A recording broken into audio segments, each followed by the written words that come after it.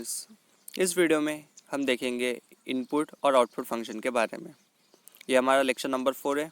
अगर आपने अभी तक lecture number first, second, third नहीं देखा होगा तो आप देखिए, मैं आपको उसके लिंक डिस्क्रिप्शन में दे देता हूँ। तो इस वीडियो में हम इनपुट फंक्शन और आउटपुट फंक्शन के बारे में पढ़ेंगे। तो अभी देखिए, इनपुट फंक्शन जब भी हम प्रोग्राम लिखना स्टार्ट करते हैं, एक्चुअल में भी हम प्रोग्राम लिखेंगे तो जो बेसिक प्रोग्राम है हम पहले उससे स्टार्ट करेंगे। तो उसके लिए हमें सबसे पहले यूज़र से कुछ ना कुछ इनपुट लेना चाहिए, इनपुट लेना रहता है। तो इसलिए हमें इनपुट फंक्शन की ज़रूरत है।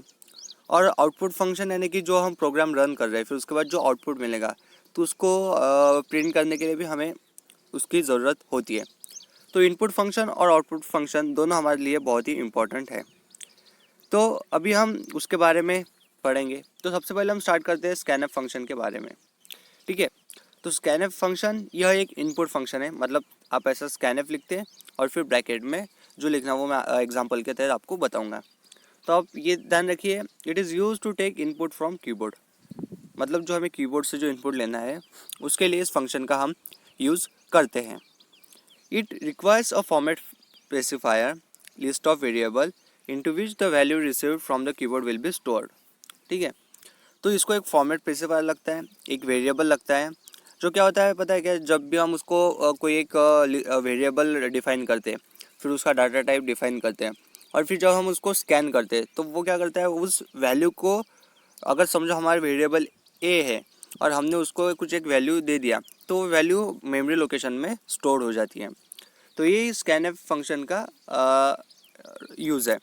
ठीक है, तो इसका जो फॉर्मेट स्पेसिफायर रहता है वो रहता है परसेंटेज का sign followed by conversion character.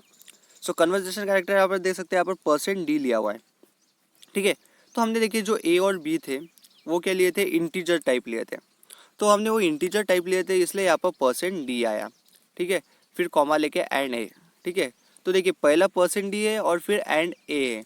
तो जो पहले %d मतलब जो फर्स्ट नंबर रहेगा वो ए की जगह होगा, मतलब ए इज इक्वल्स टू उस वैल्यू को मिल जाएगा। समझो हमने स्कैनफ ए लिखा होगा, समझो 50 लिखा होगा, तो जो %d पहला हमने, अगर समझो हमने इनपुट दिया 50 स्पेस 60, अगर हमने ऐसा इनपुट दिया, ठीक है, और फिर उसके बाद हमने स्कैन करा %d होने के बाद एंड ए एंड बी।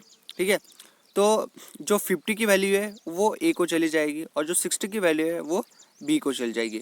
तो ये स्कैनफ फंक्शन का यूज़ है।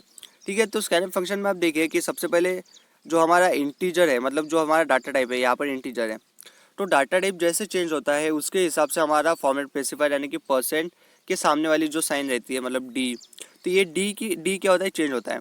फ्लोट के लिए अलग रहता है, कैरेक्टर के लिए अलग रहता है और डबल के लिए अलग रहता है। ठीक है, तो हमें स्कैनफ के लिखने के लिए एक बेसिक समझ लीजिए कि देखिए स्कैनफ इन ब्रैकेट, सबसे पहले डबल कोटेशन, फिर %d। ठीक है, डबल कोटेशन में कंप्लीट, कॉमा एमस्टर्म और उस वेरिएबल का नाम। तो ठीक है, जो हम वैल्यू लेंगे तो वो वैल्यू इसकी वैल्यू स्टोर होंगी। मतलब हमने वेरिएबल ए लिया हुआ है और %d लिया हुआ है, तो %d की जो वैल्यू रहेंगी वो ए की वैल्यू मिल जाएगी। ठीक है, तो ये हो गया स्कैनफ फंक्शन के बारे में। तो अभी इंटीजर के लिए हमने %d देखा था, तो वैसे हम फ्लोट के लिए अभी देखते हैं कि कौन से इंटीजर हम यूज़ करते हैं। ठीक है, तो अभी देखिए कॉमनली यूज़ कन्वर्जेशन कैरेक्टर, तो %c यूज़ करते हैं CHR के लिए, %d इंट के लिए, %f फ्लोट के लिए और %if डबल टाइप वेरिएबल के लिए। ठीक है, तो आपको एग्जाम्पल के तहत मैं बताता हूँ। देखिए यहाँ पर इन्होंने क्या किया है, सबसे पहले हम इंटीजर को देखते हैं।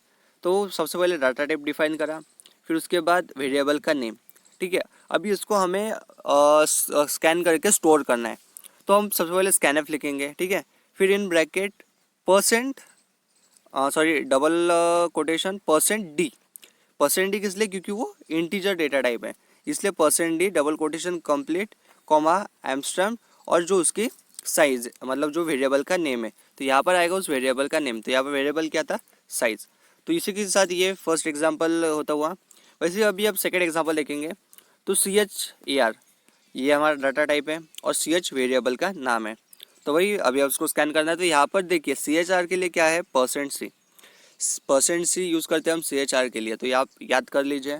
और एंड CH, ठीक है, एंड सी एमस्ट्रॉन्ग CH यानी कि CH यहाँ पर देखिए जो वेरिएबल है। ठीक ठीक है। जैसे हमने इंटीजर के लिए वैसे कैरेक्टर के लिए हम फ्लोट की जगह %f लेंगे और डबल की जगह %if लेंगे। तो ये आप इतना याद कर लीजिए। प्रॉब्लम जब हम सॉल्व करेंगे तो तब आपको ये बहुत ही काम में आएगा, ठीक है। फिर अभी देखते हैं हम आउटपुट फंक्शन। आउटपुट फंक्शन मतलब हमें जो कुछ प्रिंट करना ना है तो हम उसके लिए हम printf नाम के इस फंक्शन का हम यूज़ करते हैं, ठीक है। तो performs output to the standard output device typically screen. तो ये क्या करता है, स्क्रीन के ऊपर हमें आउटपुट दे देता है, मतलब हमें अगर कुछ प्रिंट करवाना होगा तो उसके लिए यूज़ होता है।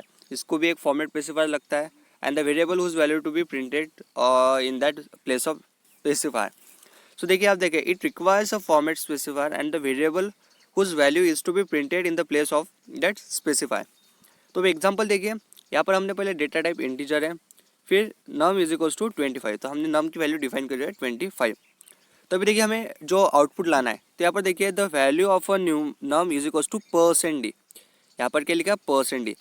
तो इट रिक्वायर्स फॉर्मेट स्पेसिफायर। तो ये %d हो गया हमारा format specifier and the variable those value to be printed in the place of the specifier.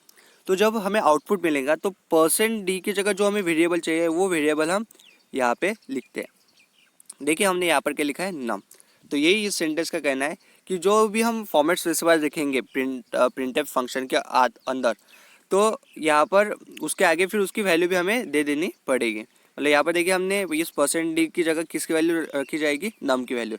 तो जो स्क्रीन के ऊपर आउटपुट आएगा तो आउटपुट कैसे आएगा, the value of variable is equals to 25।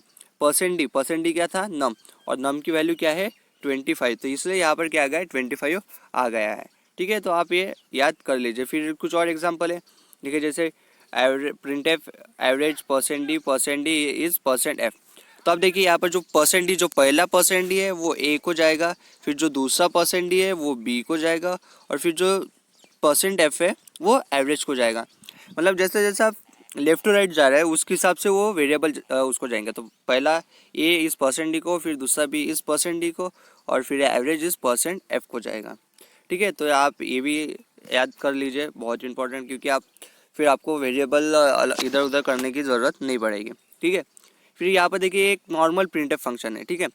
तो प्रिंटफ कैसे लिखेंगे, printf Bragg's double quotation hello /n good morning /n double quotation.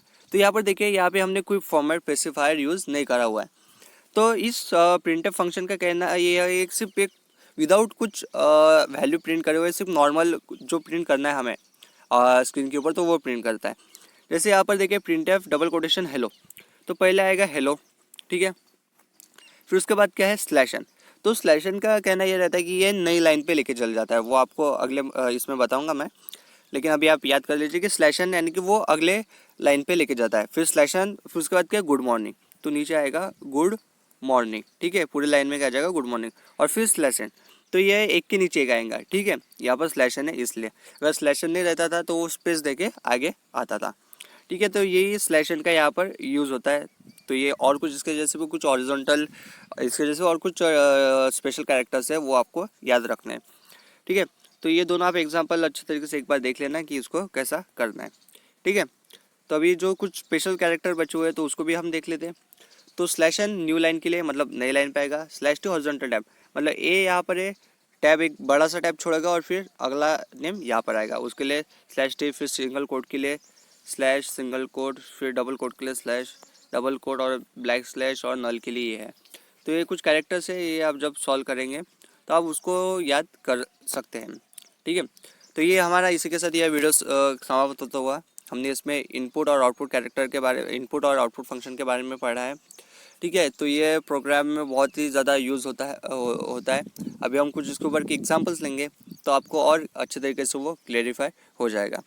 अगर आपको वीडियो पसंद आता है तो वीडियो को लाइक कीजिए, और अभी तक चैनल को सब्सक्राइब नहीं करा होगा तो चैनल को सब्सक्राइब कीजिए, और बेल आइकन को भी दबाएं, मतलब आने वाली वीडियोज़ की आपको जानकारी मिलेंगी। और अगर आपको कोई डाउट वगैरह आते होंगे तो कमेंट बॉक्स में मेंशन कीजिए। Thank you.